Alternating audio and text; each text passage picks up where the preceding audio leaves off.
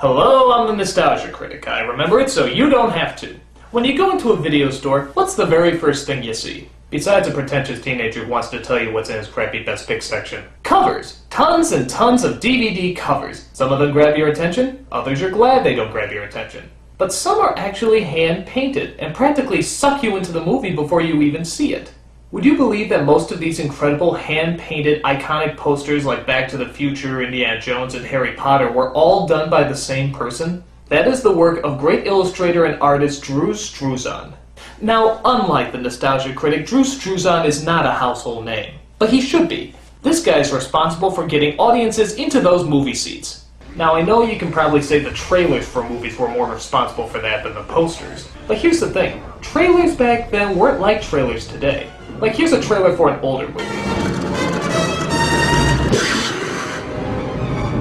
From Steven Spielberg and George Lucas, Indiana Jones. Not very exciting. But when you look at the poster, holy shit, this looks friggin' epic. Look at the layout, look at the expressions, look at how he captures the size and scope of the entire movie just on a blank sheet of paper. If anything, you can make the argument that trailers have tried harder to be more like Struzan's posters than Struzan's posters like the trailers. Nowadays, every trailer looks intense, epic, and exciting, but Drew's posters have always had that, even from the beginning. That is, when he started doing posters. He first started out doing album designs, most notably Black Sabbath, Bee Gees, and Alice Cooper's Welcome to the Nightmare. He started to move into doing B-movie posters, but none of them were really epic enough to make him stand out in the biz.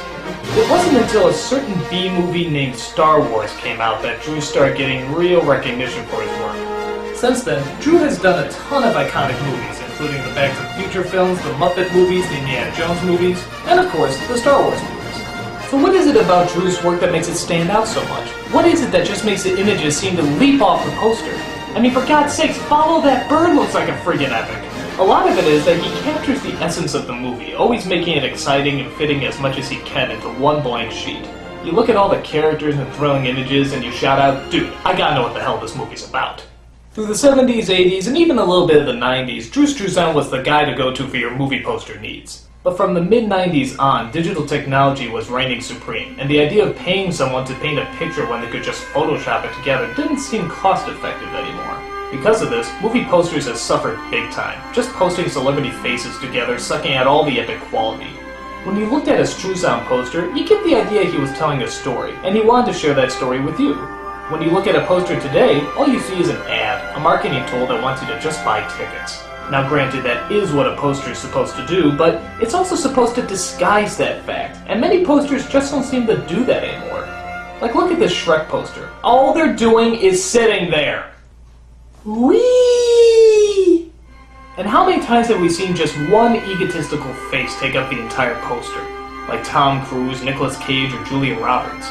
These posters don't tell us what the movie's about. They don't even give us a reason to see the film outside of the fact that they have a celebrity who obviously got top billing. But thankfully Drew isn't out. When the Star Wars prequels came out, they commissioned him to do every single one of the new posters. Probably the only thing that actually seemed reminiscent of the original Star Wars films. And when another unnecessary Lucas sequel was released, guess who they got to do the posters? Good old Drew.